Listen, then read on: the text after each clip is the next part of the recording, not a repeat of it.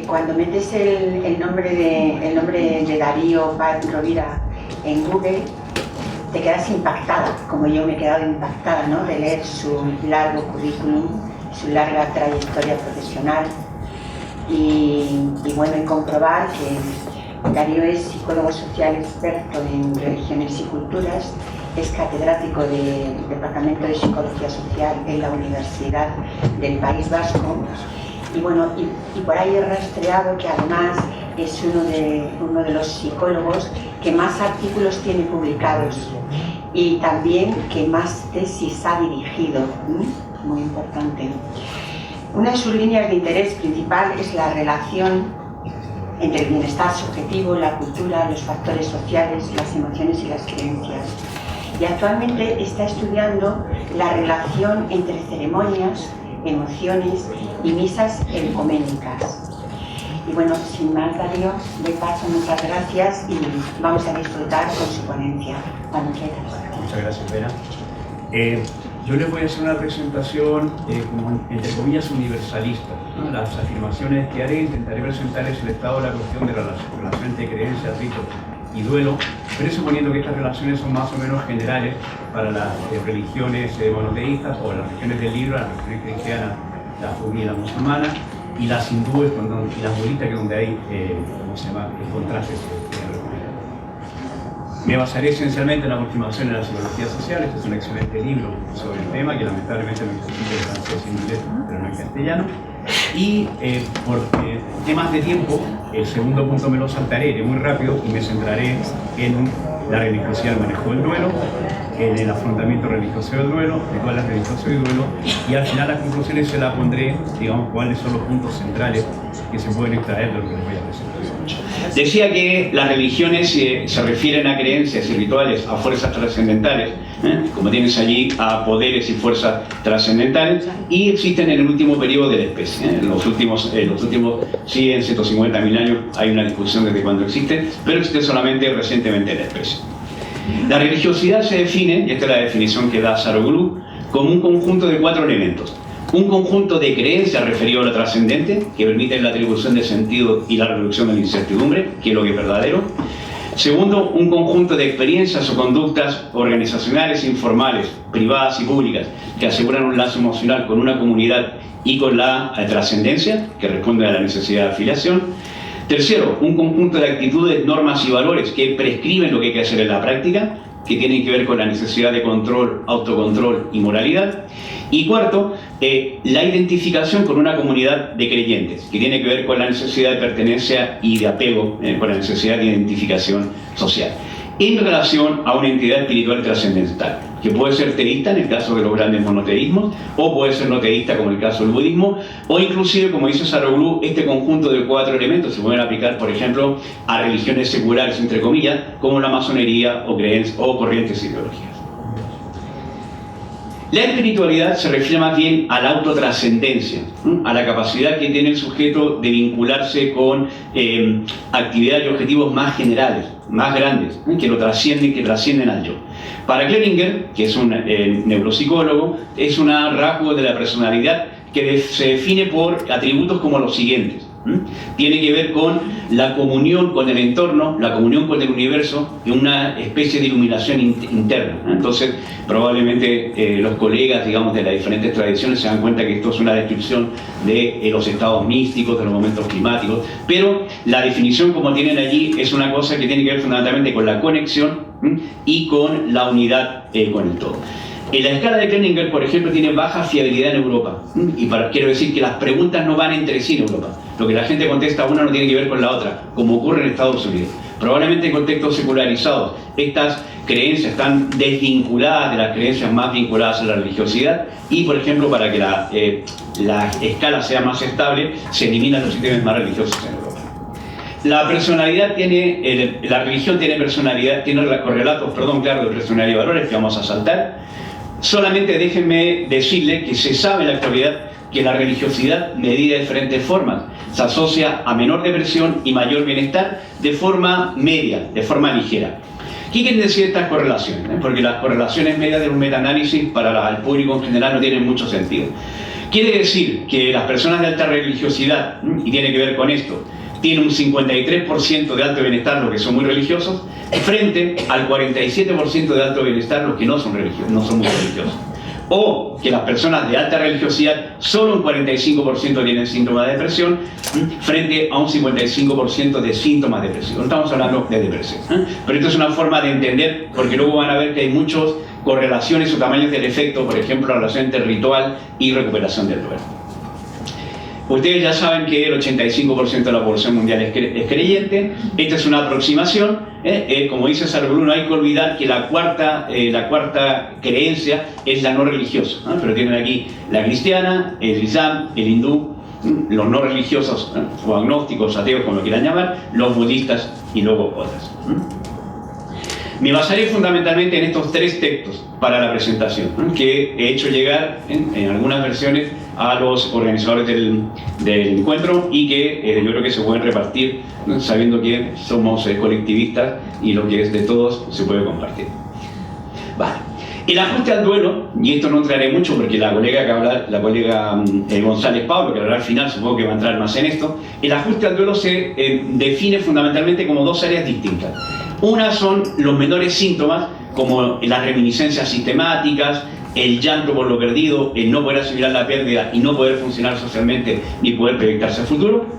Y segundo, lo que tiene que ver con las emociones negativas, con la tristeza, con el nerviosismo, la ansiedad, que tiene que ver con la afectividad negativa. Este es un conjunto, digamos, de ajuste al duelo.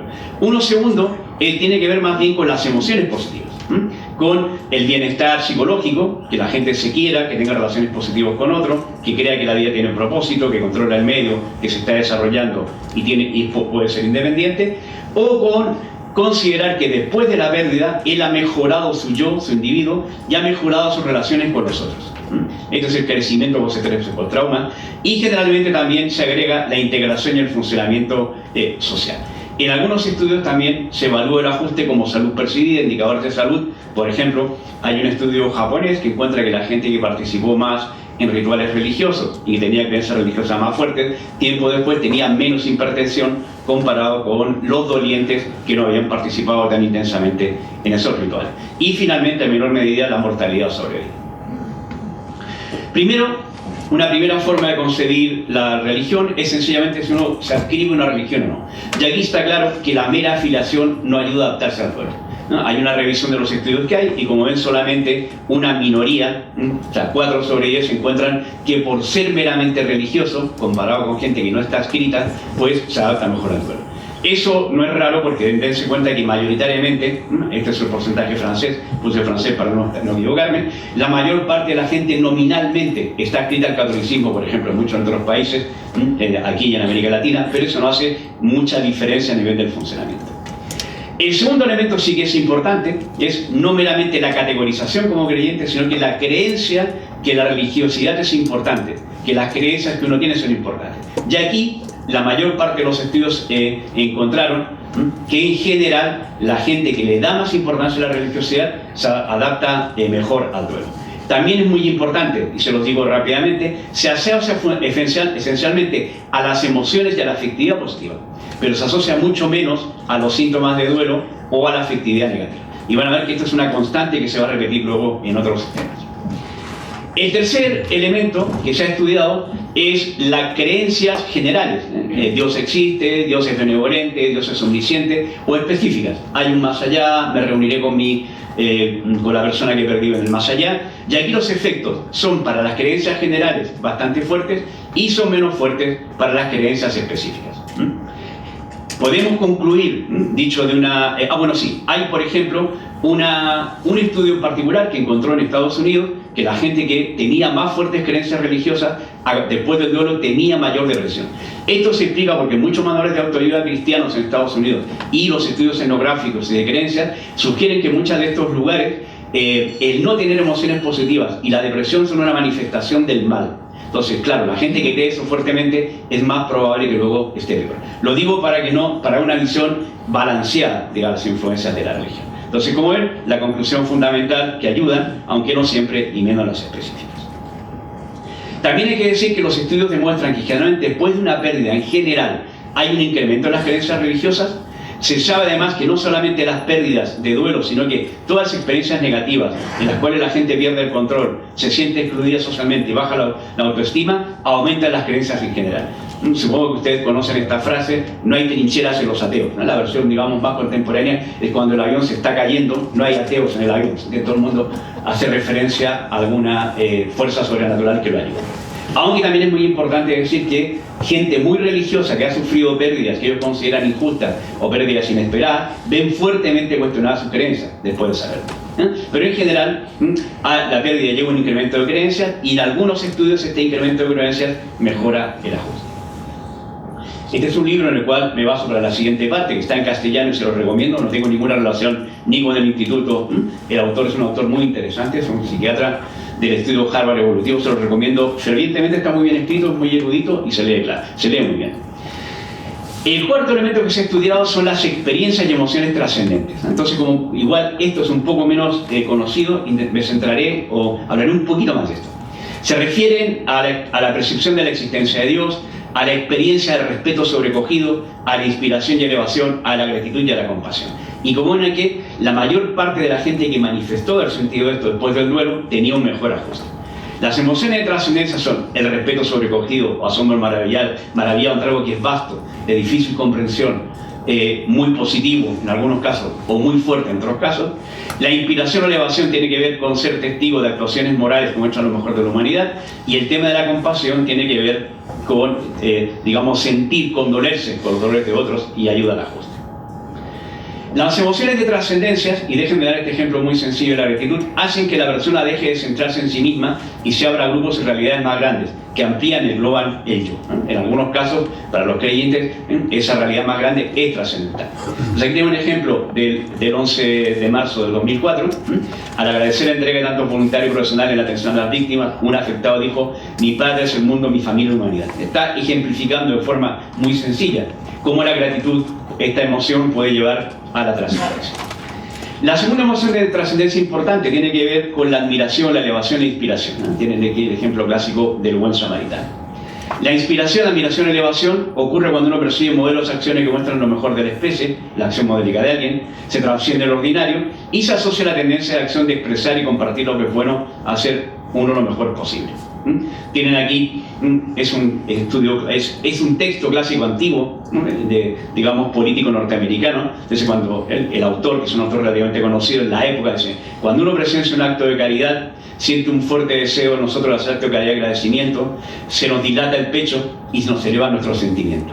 Entonces, ¿por qué lo cuento? Porque este es un ejemplo de inspiración secular. Ustedes tienen, está hablando de cuando están viendo a ejemplos morales, digamos, de tipo político en la época de la independencia en Estados Unidos. Se supone que estímulos como estos, que son grandiosos, van a producir lo que es el asombro maravillado, el sobrecogimiento reverente o el respeto sobrecogido. En inglés es awe. En castellano, como ven, no es un léxico emocional coloquial. De hecho, estamos todavía discutiendo cómo traducirlo, pero tiene que ver con la idea. Esto es la Tierra vista de la Luna, y ustedes saben que de los 2 astronautas que fueron, 6 a la vuelta, que era gente, digamos, simplificando, muy técnica, muy pragmática, relativamente conservadora, a la vuelta 6 de los 12 se han dedicado a salvar el planeta Tierra, a tener una relación mucho más amplia con la humanidad. ¿Por qué? Porque esta experiencia de ver la Tierra como algo tan pequeño, tan potente, al mismo tiempo tan frágil, ha provocado este elemento de respeto sobrecogido, de trascendencia. Tienen aquí obviamente las grandes religiones que inspiran asombro sobrecogido, respeto sobrecogido, las grandes producciones culturales o algunos líderes como este. También los quité, pero también no hay que olvidar que líderes como Stalin, Hitler, etc., hay gente también que provocó, digamos, esta emoción. Digamos, los quité de aquí, pero están originalmente como ejemplo de que esta emoción puede ser también ambivalente. ¿Vale? Lo que se sabe es que ser expuesto a estímulos que provocan asombro maravillado, admiración y elevación, por ejemplo el nacimiento de un bebé, un paisaje que lo que hemos visto antes, o un personaje modélico, por ejemplo un niño que ayuda a los homeless en Estados Unidos, un niño de 15 años que ayudó a los homeless, juntaba dinero y les ayudaba a que se organizaran. Incrementa las creencias religiosas y espirituales, aún entre gente que no es creyente. Por otro lado, la emoción, digamos, las emociones de ascendencia refuerzan la espiritualidad. Por otro lado, también se sabe lo contrario, que la participación en rituales religiosos aumenta estas emociones. refuerza una visión más positiva del mundo, y también que rituales seculares de valencia positiva provocan estas emociones de trascendencia. Por ejemplo, en ceremonias de tipo cultural, un 60% de los participantes puntúan muy alto que han tenido momentos de gran alegría, sentimiento de unidad con el todo, que como ustedes recuerdan era uno de los elementos que para Cleninger denominaba la trascendencia. El cuarto elemento que se ha estudiado en relación al duelo es el utilizar la religión para manejar el duelo, ¿eh? Porque los elementos anteriores, si ustedes quieren, eran hechos que el sujeto actuaba, era parte de su experiencia social. Aquí es utilizar la religión para manejar el estrés. Entonces, en general lo que se sabe que en nuestros contextos es más frecuente el afrontamiento utilizando rituales privados que públicos, por ejemplo, y por supuesto, hay diferencias culturales importantes. En América Latina y en Europa, en América Latina y en Estados Unidos, la mayor parte de la gente utiliza fuertemente los rituales, o sea, rezar e ir a la iglesia para afrontar la afectividad negativa. En Europa y en España, menos. Por ejemplo, esta es la comparación del porcentaje que rezó. De todos modos, en España, que es bastante secularizado, hay que decir que el porcentaje de gente que utiliza una forma de afrontamiento religioso llega a cerca de la mitad. Lo cual, para el contexto tan secularizado que estamos, no deja de ser sorprendente. Al menos cuando a la gente se le pregunta con escalas o este informe de cómo afronta. Entonces, como ven, se reza más que el ritual colectivo. Esto es en el caso, un estudio particular ante el 11M del 2004. Y también se tiende a percibir que los otros se ven más alterados y hacen más afrontamiento ritual ante el hecho traumático. También es una tendencia general. ¿Vale? Esto es sencillamente decir que en Estados Unidos, como la mayoría lo usa, en cambio aquí como la mitad lo utiliza. ¿Vale? En los estudios sobre el duelo demuestran claramente, la mayor parte de ellos, esta es una revisión que es la de Becker, esta es la otra revisión que es la de Worman, indican claramente que es eficaz usar la plegaria y otros rituales religiosos para afrontar el duelo. Ahora bien, también se ha diferenciado el afrontamiento positivo del negativo. El afrontamiento positivo tiene que ver una visión positiva de Dios, la tentativa de colaborar con Dios, y aquí no me puedo, digamos, por poner una nota entre comillas festiva, aunque el tema que tenemos es serio. Si ustedes siguen The Walking Dead, hay un personaje que es un cura afroamericano. Entonces, en un momento dado, lo pongo porque ya sé que es políticamente incorrecto, pero me encantó como ejemplo. Entonces, en un momento dado están los zombies dentro de Walking Dead y el hombre dice, bueno, yo creo que Dios nos ha dado el apoyo para salir adelante de esto. Y en este momento nos pide nosotros salgamos y enfrentemos a los zombies. Y el tipo sale con el machete, el resto no se lo cuento, ya saben, para no ser spoiler. Se debe la idea de que colaboro activamente. O sea, no es que yo me entrego a la mano de Dios, sino que colaboro con Dios con salir adelante. El ejemplo no fue muy allá, pero tenía su caso. Y luego está obviamente el dar y recibir apoyo social y el ser altruista. Y luego el tema de la purificación religiosa, que es un tema interesante per se, pero que no lo vamos a tocar aquí. ¿Qué es lo que se sabe? Que en general, no solamente en relación al trauma y al duelo, sino que en general la gente que utiliza más este afrontamiento positivo hace más crecimiento postestrés y tiene menor afecto positivo, autoestima y crecimiento postestrés y tiene menores síntomas ansiosos.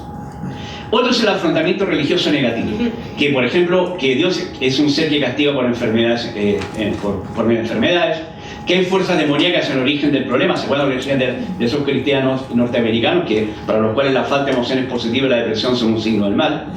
Que, claro, los hechos negativos hacen que uno esté descontento emocionalmente con Dios y que no tienen buenas relaciones con Dios. Esto se asocia a la más afectividad negativa, pero no tiene relación con la afectividad positiva y el bienestar. Empeora el malestar, pero no disminuye el bienestar. ¿Por qué? Porque realmente no son opuestos. La gente que hace afrontamiento negativo también hace positivo. Generalmente hace más positivo que negativo, pero ambos están vinculados, por lo cual se cancelan y el efecto es fundamentalmente asimétrico. Entonces, ¿qué quiere decir eso? Que la gente creyente que utiliza los elementos religiosos de forma importante, el 56,5% del alto bienestar o crecimiento pretraumático, frente al 33,5% del que lo usa poco. La gente que hace alto afrontamiento religioso positivo, confianza en Dios, apoyar a los otros, buscar el apoyo de los otros, etc. El 44% va a tener bajos síntomas depresivos, frente al 56% de los que usan poco este afrontamiento positivo. Y finalmente, la gente que hace alto afrontamiento negativo, el 61% tendrá síntomas importantes, frente al 39% por debajo de la media, aunque no influencia. esta es la conclusión general. También hay que decir que las emociones positivas son frecuentes, ayudan al ajuste de lo cognitivo en forma de negación, como se pensaba antes, pero eso lo tocará más, yo creo, la colega González Pablo. ¿Vale? Aquí tienen, para no ser dar únicamente numeritos, este es un estudio cualitativo de Laura Joffe que se hizo con religiones cristianas, judíos y budistas, y tienen aquí, por ejemplo, lo que ella encontró, el uso de las plegarias peticionales. Entonces la tienen aquí. Fundamentalmente estas plegarias peticionales ayudaban a mejorar los estados positivos, se pedían para mejorar la persona, y cuando ya no había nada más que hacer, se pedía para que alcanzara una muerte digna o en paz. Tienen aquí un ejemplo muy bonito. Este es un sacerdote católico que asesora a gente en duelo. Entonces, fíjense cómo el rezo sirve como una forma de vinculación, el lograr un encuentro. También el duelo es una forma de generar una imagen positiva de la persona que va a partir, y en ese sentido es una descripción de cómo las formas religiosas, en este caso privadas, plegarias, pueden ayudar. Otro elemento importante es la participación en rituales, que todos las personas, o bastante las personas que introdujeron el encuentro lo mencionaron. En general se sabe que los rituales de duelo, la participación satisfactoria en ellos, ayudan a una disminución del duelo. También se sabe que la frecuencia de asistencia social al bienestar, fundamentalmente porque aumenta la integración social y la afectividad positiva, cosa que no ocurre o ocurre en menor medida con la mera afiliación o con el rezar o rituales privados. Y obviamente también aquí hay una diferencia importante entre el contexto europeo y español, por ejemplo con el contexto norteamericano. Tiene una descripción clásica de rituales, que no es el punto de día, por lo cual lo saltaremos. Sí, en cambio, tienen aquí una descripción de grupos de autoayuda ante el duelo de América del Norte, y qué es lo que ellos definían como rituales. Como es la primera, es una ceremonia de conmemoración, celebración, aunque muy organizada por el doliente. ¿Cuáles son los aspectos del ritual útil? Primero, que el ritual tenga sentido. Segundo, que permita compartir emociones y obtener apoyo social. De hecho, en otro estudio se encontró que el elemento de participación en el ritual que estaba vinculado a la satisfacción no era tanto participar meramente, sino que el participar, hablar, compartir recuerdos, compartir emociones, como tienen aquí. ¿Qué otro elemento importante? Es mantener la relación con la presencia del difunto, que tenga un contenido espiritual y obviamente que sea un ritual, que sea estructurado, controlado en un tiempo especial, etc. Déjenme, me quedan 5 minutos, ¿no? Sí. Perfecto. Vale. Déjenme darle una descripción más con carne de esto. Por ejemplo, el velorio para los participantes católicos y para las mujeres metodistas no tuvo mucha significación. Esto es importante porque no hay que pensar que cualquier ritual va a ser efectivo.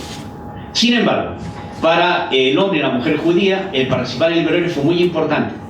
¿Por qué? Porque pudo ver lo que hemos visto antes, recordarlo, compartir anécdotas, aspectos positivos de él, y también porque recibió apoyo social. Para la participante judía también insistía que era la idea de no solamente vino el apoyo, sino que la gente que vino ayudaba a dar una imagen positiva de la persona que había fallecido. Con respecto a la misa de cuerpo presente, esta fue como la más importante para el participante católico. Lo mismo, la ceremonia, él la organizó, él participó activamente, los familiares dieron testimonio muy positivo de la vida junto a su padre, le produjo, esto es muy importante, una gran conmoción interior, o sea, tuvo un coste afectivo. Sin embargo, fue bueno porque le permitió, digamos, recordar, hacer un recuerdo positivo de lo vivido, y finalmente porque le permitió expresar sus emociones. Para la participante católica también fue muy significativo. Por ejemplo, muestra aquí que hubo gente, y esto también es importante, tuvo el apoyo de representantes de clérigos o representantes institucionales de la creencia, y destacó tanto el apoyo como la contención emocional que le ayudaron a sentir emociones positivas, en particular de baja activación o de paz. La ceremonia funeraria, la mujer metodista como los sujetos católicos no le dieron mucha importancia. Pese a eso, el hombre católico señaló que estar presente en la ceremonia funeraria le permitió demostrar el cariño al padre, a la persona fallecida, ocuparse de los trámites y apoyarla, dar apoyo social. Los participantes judíos, en cambio, dijeron que era muy significativo participar en el entierro de sus padres. Recitar la plegaria del Kadish junto al final del reino le permitió esperar sentimientos de calma y paz, una comprensión más profunda, más trascendente de lo ocurrido. Finalmente, en el estudio de Laura Joffe, que es una tesis doctoral cualitativa, pero basada en la acumulación, digamos, meta-analítica que les he sintetizado, los participantes religiosos tuvieron gran importancia en las ceremonias funerarias de duelo, aunque no fueran de su credo o de su familia de origen. Esto es muy interesante. Los ateos también consideraron satisfactorio haber participado, o gente que participó en ceremonias cruzadas, por ejemplo, la chica budista que participó en una ceremonia católica. También se mencionó el apoyo social. Y más o menos 2 años después de la pérdida, que también esto González Pablo lo tiene que discutir, ya saben que es muy discutible que hay una resolución final y absoluta de la pérdida. 2 años después la gente recordaba al difunto de forma positiva y el malestar por la pérdida, los síntomas anteriores habían desaparecido y habían otorgado un sentido positivo integrando el legado del fallecido e integrando aspectos de él en sí mismo. Para terminar, ¿qué sabemos sobre los efectos rituales? Lo anterior eran evaluaciones de tipo cualitativo, pero importantes. Aquí fundamentalmente lo que tienen en claro, que se asocian al efecto positivo, pero no al efecto negativo en la depresión, se asocian a la autoestima, a darle sentido a la pérdida y obtener apoyo e integración social. Nuevamente, si usted en pérdida no tiene tanto efecto sobre los síntomas, sobre la depresión, la ansiedad y la afectividad negativa, pero sí tienen sobre la afectividad positiva, la integración social.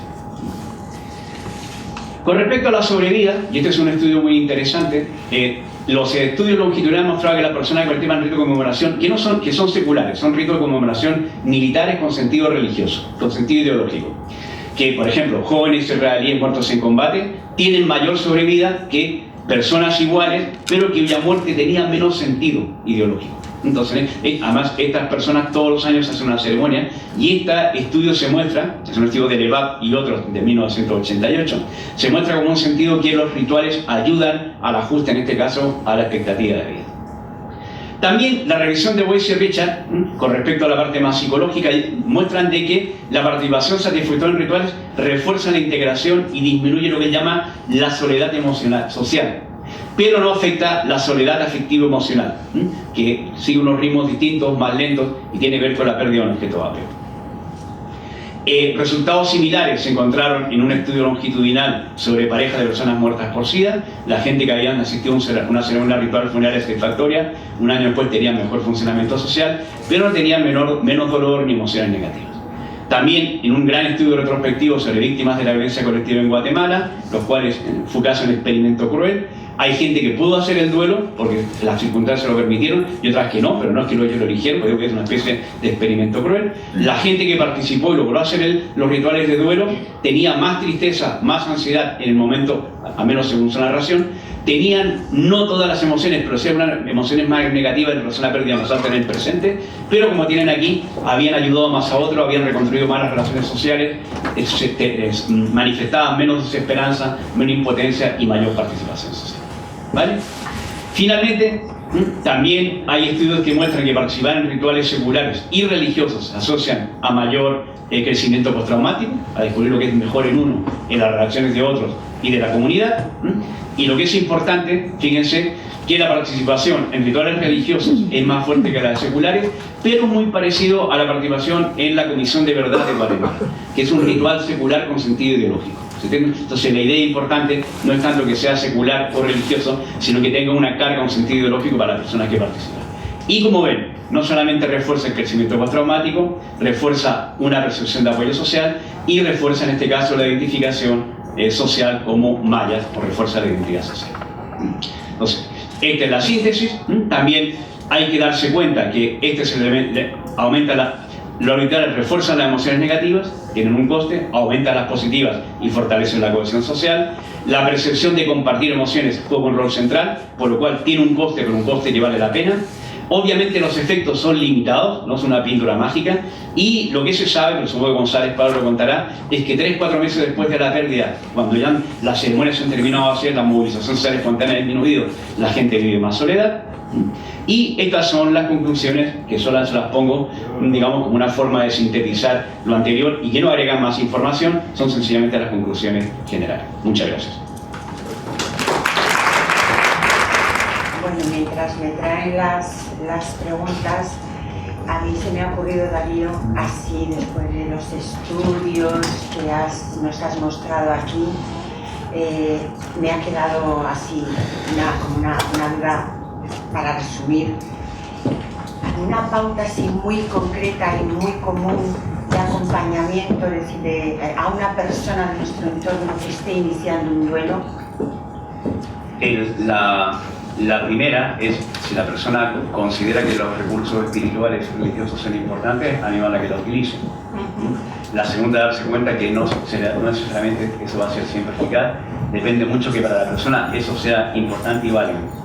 La segunda, que como todas las personas que hablaron al comienzo, es importante que la gente logre participar en rituales satisfactorios, respetando, digamos, lo que es un buen ritual en sus diferentes culturas. También, no todos los rituales van a tener un efecto positivo per se. Y también los rituales tienen un coste afectivo. Eso es importante, porque no es una buena idea, digamos, pasear a la gente por 5 o 7 rituales extensivos de recuerdo de la persona. Por ejemplo, déjenme dar un ejemplo muy concreto. María Martina Casuño, que es una psicóloga argentina que falleció recientemente, se le hicieron muchas ceremonias de homenaje. Entonces, su hija, que es una colega de la Subieta que ha colaborado con estos estudios, dijo: cuando iba por la sexta ceremonia de homenaje a mi madre, yo estaba destrozada. Porque cada ceremonia implicaba, claro, recordar lo positivo de ella, y también implicaba recordar la pérdida. Entonces, ya en la sexta ceremonia, yo estaba muy agotada. Entonces, yo creo que también hay que tomar en cuenta eso. Y finalmente, lo que es muy importante es el tema del seguimiento a largo plazo, sobre todo a los 3-4 meses. Y no pensar que así, lo que otro es muy importante es no pensar que, si bien la manifestación de emociones es importante, tiene que ser una manifestación de emociones en un contexto, por decirlo así, estético y equilibrado, que permita controlar y que no sea muy alto. Yo creo que la colega González Paolo supongo que hablará más de esto. Y otra cosa que no he dicho, no sé si se acuerdan que hablé muy poco, bueno, no hablé casi nada de diferencia, porque hay efectivamente diferencia entre las diferentes tradiciones, pero yo me quise entrar como en las líneas principales. Entonces, por ejemplo, la tradición budista, pero supongo que el representante de esta creencia lo dirá mejor que yo, lo que se desea, lo que es deseable, son emociones de calma, serenidad. En cambio, en la tradición cristiana, sobre todo norteamericana, se desean momentos de exaltación, de alegría fuertes.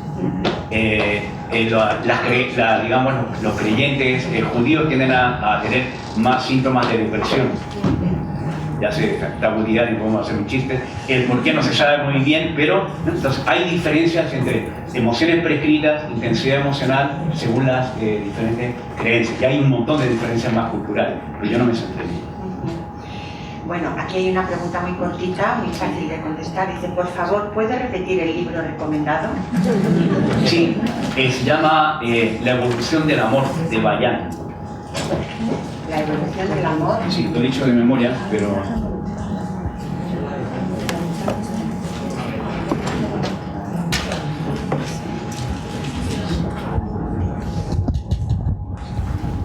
La ventaja evolutiva del amor. Ese es uno. Y el otro que se lo recomiendo es el de Sarah Bloom, pero que lamentablemente no existe en castellano. Bueno, aquí hay otra pregunta que dice: ¿la causa de la muerte puede marcar una diferencia frente a las creencias y ritos? Sí, se sabe que la muerte súbita, inesperada y sobre todo de un hijo tiene un impacto mayor. Esas creencias pueden probablemente no solamente reforzar las creencias espirituales, las pueden cuestionar.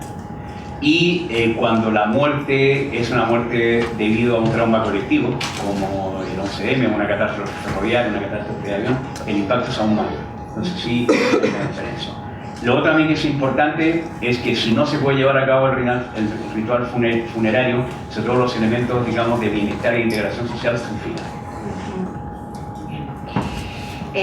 ¿Cómo favorecer la resolución del duelo cuando éste se vive lejos de la familia y el fallecido?